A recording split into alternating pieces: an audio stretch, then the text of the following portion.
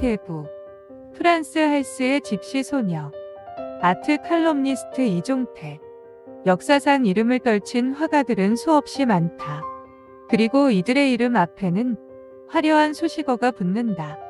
그 중에서 웃음의 화가라는 독특한 수식어가 따라다니는 화가는 프란스 할스다. 그의 초기 작품에서는 당시 네덜란드 화단에서 볼 수 없었던 유쾌하고 흥겨운 자유분방함이 흘러넘친다. 그가 평생 그린 작품의 대부분은 초상화였다. 그 초상화 속 인물들 대부분이 미소를 짓고 있다는 것이 공통점이 있다.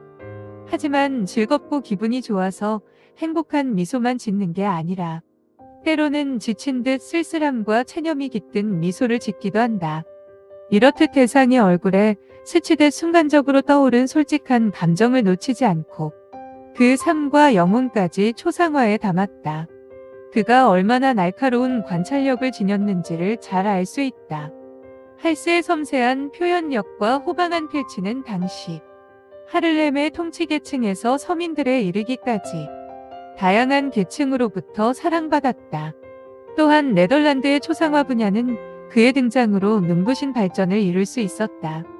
할스가 남긴 걸작 초상화 중에서도 집시 소녀가 특히 유명하다. 집시의 초상은 인도 서북부의 코카서스이니 유럽으로 건너가 각국을 떠돌아다닌 유랑 민족이라고 알려져 있다. 그들은 손재주가 좋고 춤과 노래, 악기 등 예술적 재능이 뛰어나며 인위적 관습과 법에 구애받지 않아 개방적이지만 종잡을 수 없는 면도 강하다. 집시 소녀는 할스가 화폭에 담았던 서민의 삶 중에서도 가장 생동적인 작품이다. 그림 속 소녀는 편안한 옷을 대충 걸치고 있으며 검은색 머리카락은 풀어헤쳐 풍성하게 어깨 위로 늘어뜨렸다. 쌍꺼풀이 짙어 더욱 둥글게 보이는 눈꼬리가 약간 접혀 있고 입꼬리도 살짝 올려 웃는 얼굴을 만들어낸다. 짙은 색 눈동자에는 그녀의 천진하고 선한 품성이 드러난다.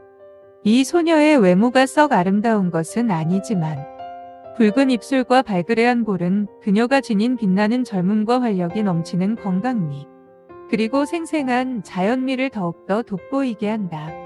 가슴이 훤히 드러날 정도로 옷깃이 벌어진 흰옷은 구김이 잔뜩 가고 더러워져 있어 유랑민의 궁핍하고 빈곤한 생활이 여지없이 나타나지만 그래도 그녀는 시선을 끄는 매력이 있다. 이 그림에는 가난으로도 가려지지 않는 그녀의 자유분방한 영혼이 깃들어 있기 때문이다. 할스는 여느 때와 마찬가지로 이 작품에서도 날카로운 관찰력으로 그녀가 미소 짓는 순간을 잘 포착했다. 그리고 대담하고 자유분방한 필치와 강렬한 명암, 풍성한 색채를 사용해 생동감으로 가득 찬 화면을 완성했다.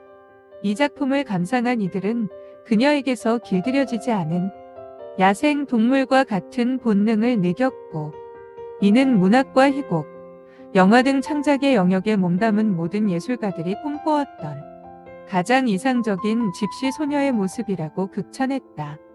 르코코 미술의 대표적인 화가 중 한 명인 바니크가 프란스 할스의 작품인 집시 소녀를 감상한 후 이 세상에 이처럼 생명력이 넘치는 그림이 있었던가 라고 말하며 감탄했다는 일화가 있다.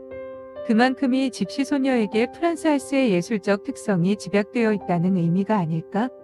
프란스 할스는 출생지와 출생연도에 대해 정확히 알려진 바는 없다. 그러나 1582과 1583년 무렵 폴랑드로 지역의 안트베르펜에서 태어난 것으로 추정된다. 14살 때 하를렘으로 옮겨가서 매너리즘 회화 경향으로 화풍을 지닌 카렐 반 만데르의 제자로 화가의 길에 입문했다. 그러나 이후 할스의 작품을 보면 알 수 있듯이 만데르의 화풍으로 이렇다 할 영향을 받지 않았다. 할스는 네덜란드 초상화의 창시자인 동시에 완성자이며 뛰어난 풍속화가로서 특히 집단 초상화에 뛰어난 재능을 보였다.